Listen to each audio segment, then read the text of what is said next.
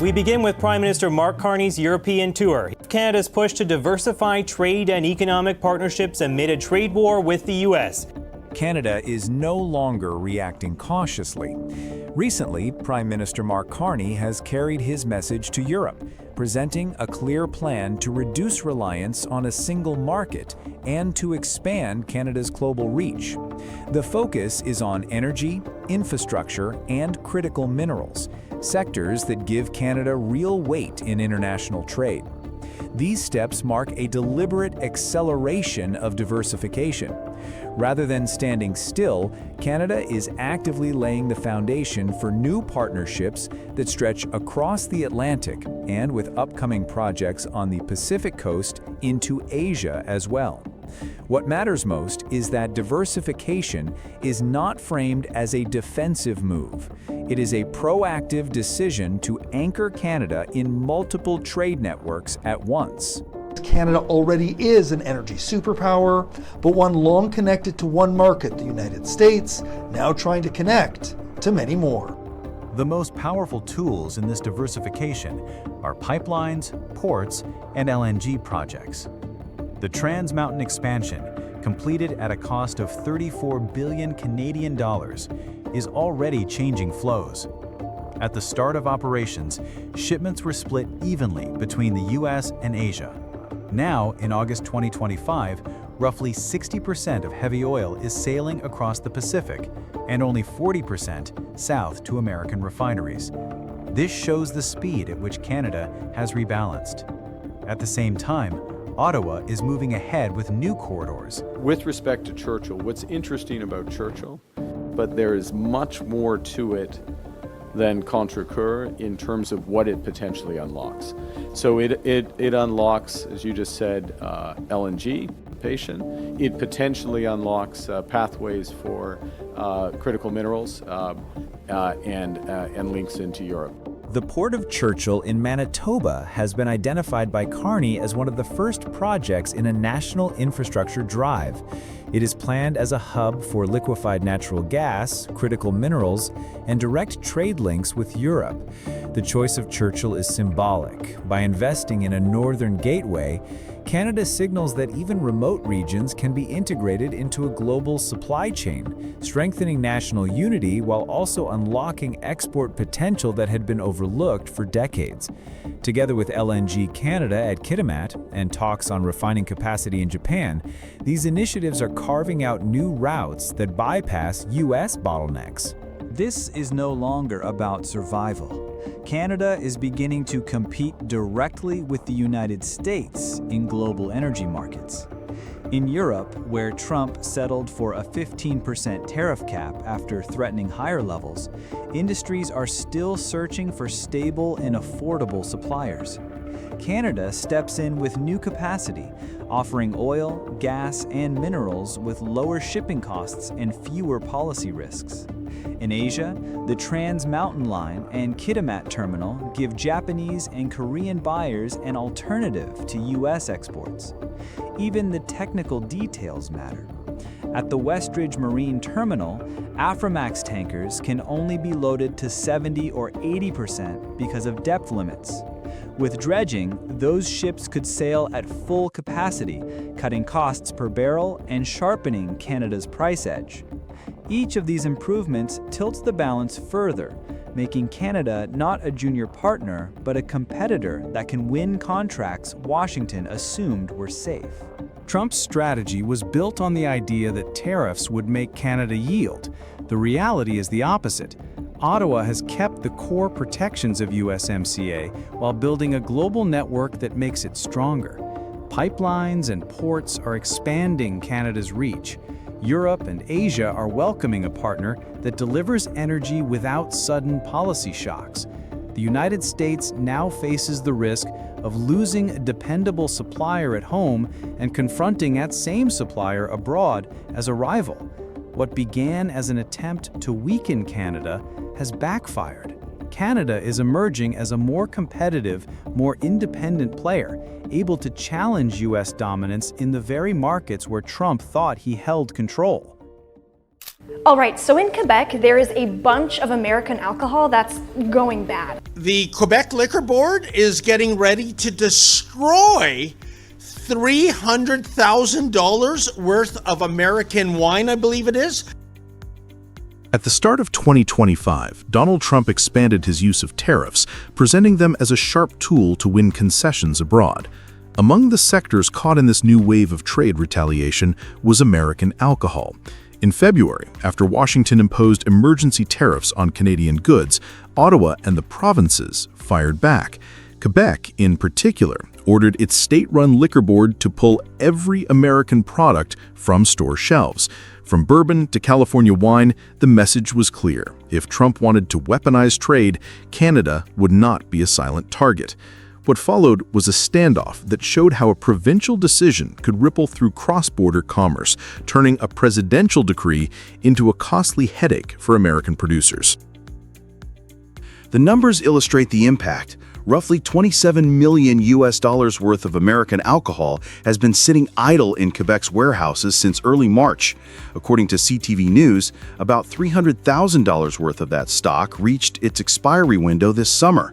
Initially, officials prepared to destroy the goods, a move that sparked public frustration about waste and fiscal responsibility. Facing criticism, the province changed course and announced the products would be donated to hospitality schools and community organizations.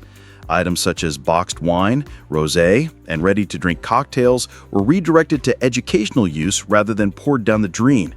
In practice, Quebec absorbed the short-term costs of storage and lost sales, yet the choice also demonstrated resilience. Instead of allowing Trump's tariffs to dictate the terms, the province turned unsellable stock into an opportunity to strengthen local institutions and protect domestic producers.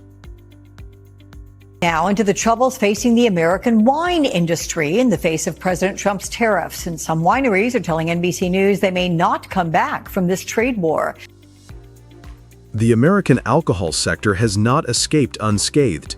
The Distilled Spirits Council of the United States reported in August that U.S. exports to Canada plunged by more than 60% in the first half of 2025. Shipments fell from 114 million to just 43.4 million, with spirits down 62% and wine down 67%. That drop translates into losses of hundreds of millions for American producers, many of whom counted Canada as their second largest export market. Smaller distillers have been particularly vulnerable. Without access to provincial liquor boards, their distribution channels have collapsed almost overnight, leaving warehouses full of unsold inventory. Trade groups warn that job losses in bottling, distribution, and hospitality could accelerate if the standoff drags on into next year. Meanwhile, Canadian labels filled the gap.